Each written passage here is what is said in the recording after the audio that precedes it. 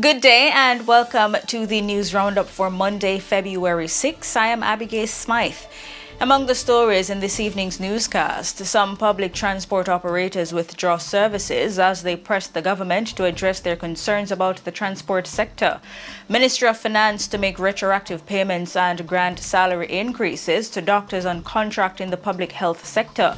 16-year-old boy shot by gunmen at his home on Red Hills Road. Man dies after being shot during altercation with policemen. In business, Jamaica spends $5.8 billion on imports. In the region, opposition party in Antigua to protest against the government's decision to legalize status of hundreds of African migrants. Further overseas, two powerful earthquakes hit Turkey and Syria, killing more than 1,700 people. And in sports, very United Cup's second win of Jamaica Premier League campaign. Teach them! Always make sure the message reach them! And starting off the news on a light and wholesome note, Kabaka Pyramid has won the Best Reggae Album at the 65th Grammy Awards ceremony in Los Angeles, California for his album The Calling. His sophomore project was one of the 5 albums nominated in the Best Reggae Album category for the annual Grammy Awards. All other 4 albums nominated in the Best Reggae Album category were Jamaican artists. Coffee's Gifted, Protege's Third Time's the Charm, Sean Paul's Scorcher, and Shaggy's Come Fly With Me rounded out the shortlist. Kabaka Pyramid worked closely with Damian Jr. Gong Marley, who produced the tracks, made beats, and even programmed the drums. The critically acclaimed album, which received 4.7 million on-demand streams in the US last year, is heavy on collaborations, and Kabaka calls it his pandemic album. Among the songs are Red, Gold, and Green featuring Damian Marley, Mr. Rastaman featuring Tifa, The Calling featuring Jesse Royal, Protege, and Stephen Marley, and Faded Away featuring Buju Banton. The Calling was released on Friday, September 30, and although Kabaka wasn't focused on a Grammy nomination during the process, he noted that being named made him feel truly honored. Some public transport operators in St. Catherine have withdrawn their services as they press the government to address their concerns about the improvement of the transport sector.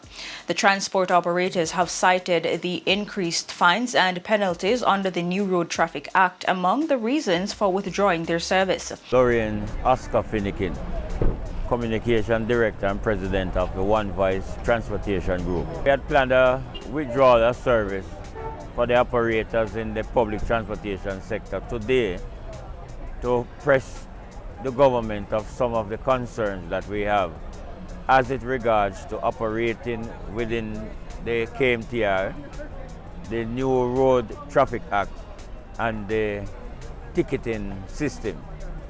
We have been meeting with government over the last 3 months in regards to the outstanding ticket and also in regards to the KMTR in which we operate.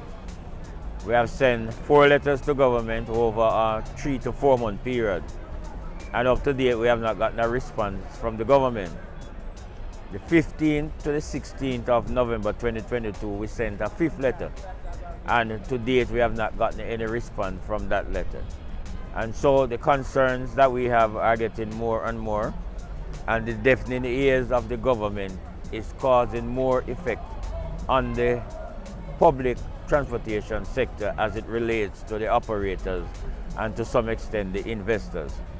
So today we decided to withdraw service, and some of the items on the agenda is we were promised that if we pay our ticket before the 31st of January 2023, we would not have lost our driver's license.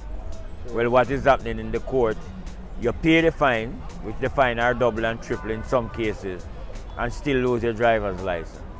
We were told that the tickets before 2018 are going to be null and void, so we don't have to pay them.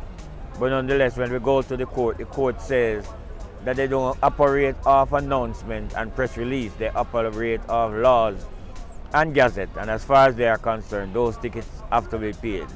The commuting public in Kingston and St. Andrew, St. Catherine, St. Mary and St. Anne have been affected. However, one group representing PPV operators says its members are not in support of a withdrawal of service as protest action. President of the Transport Operators Development Sustainable Services, Edgerton Newman, says his group has been in consultation with the government about their growses and does not believe a withdrawal of service would be the best move at this time. The Jamaica Fire Brigade has given the Ministry of Finance a 10-day ultimatum to begin discussions on the new salary structure proposed to them through the compensation review. In a press release on Friday, the brigade said this comes after what the members believe is an inordinate delay to start discussions, despite them seeking discussions from as far back as last May. Attempts to start discussions around their salary structure were also made last October. The brigade says industrial peace cannot be guaranteed if the 10-day ultimatum is not met by the government. The brigade is urging the government to engage in discussions in order for an agreement on the salary structure to be reached. The Ministry of Finance and Public Service has agreed to make retroactive payments and grant salary increases to doctors who are now on contract in the public health sector. This was disclosed by President of the Jamaica Medical Doctors Association, JMDA, Dr. Mindy Fitzhenley. Dr. Fitzhenley says the association met with officials of the Ministry of Health last week to discuss several major issues of concern to the doctors. The JMDA had rejected the position of the Ministry of Finance that doctors currently on contract will not be receiving retroactive payments under the compensation review program.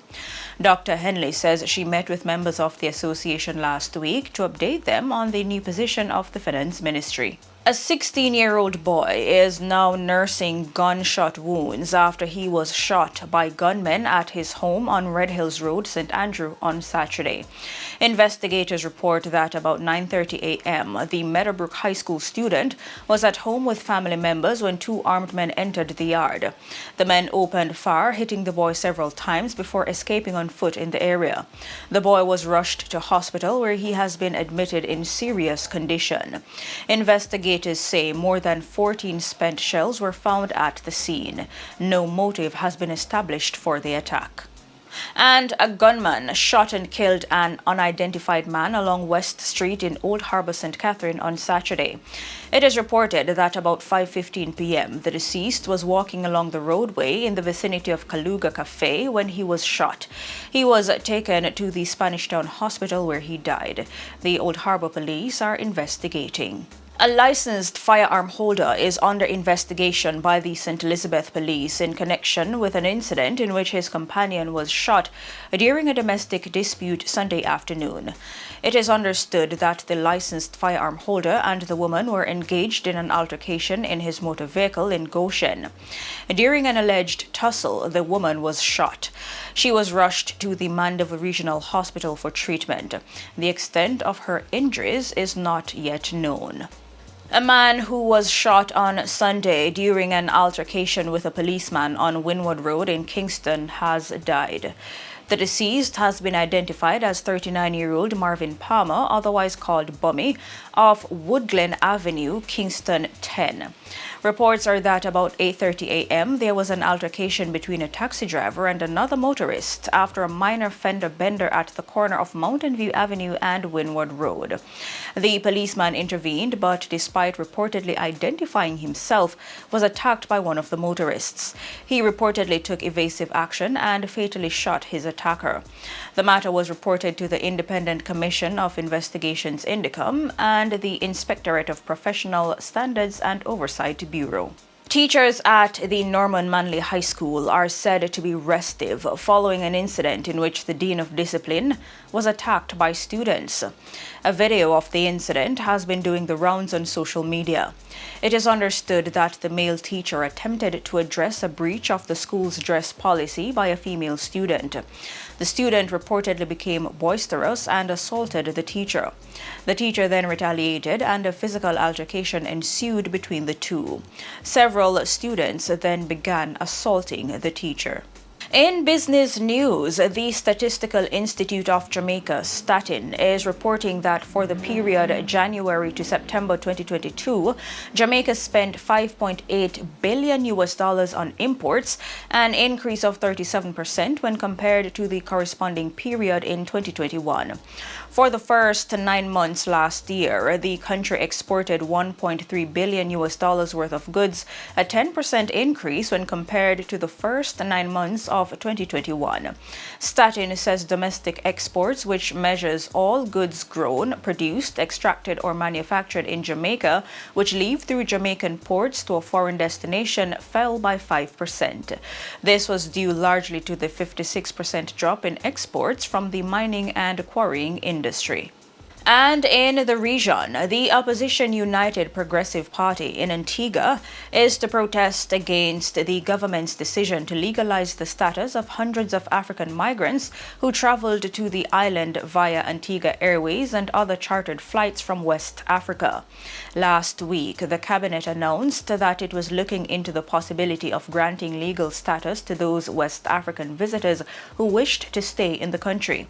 This decision came after the Africans began arriving in Antigua late last year after fleeing the war-torn country of Cameroon, which shares a border with Nigeria. The party cites national security concerns as well as the implications for the labor market. The opposition wants the government to make other arrangements that will not bring further hardship to what it calls an overburdened population.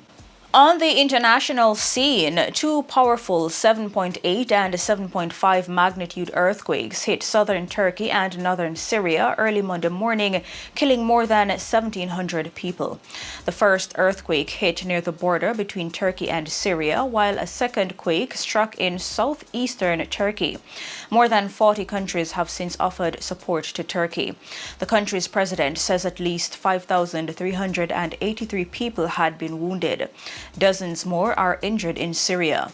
The latest estimate for Syria, which comes from the UK-based Syrian Observatory for Human Rights, is 320.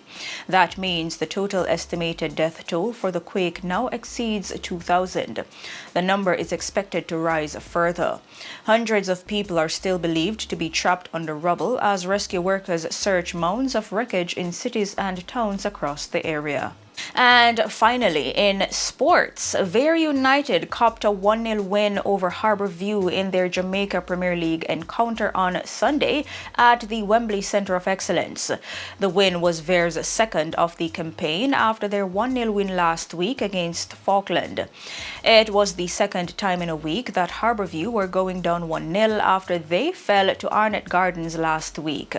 Elsewhere, a hat-trick from leading talisman Trevante Stewart carried leaders Mount Pleasant to a 3-0 win over Dunbeholden at Drax Hall.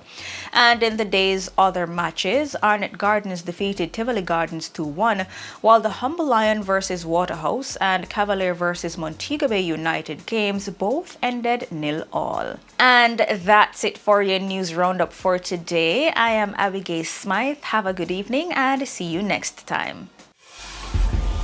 Teach them! Hey, yo, hello! Send the message and make it reach them. It's teach them. Right here, Warlord representing. Thank you for watching. Like the video before you go. Please subscribe if you haven't done so. And remember to share the video with your friends and family. And browse the channel for more quality content. Until next time, walk good, my friends. Teach them!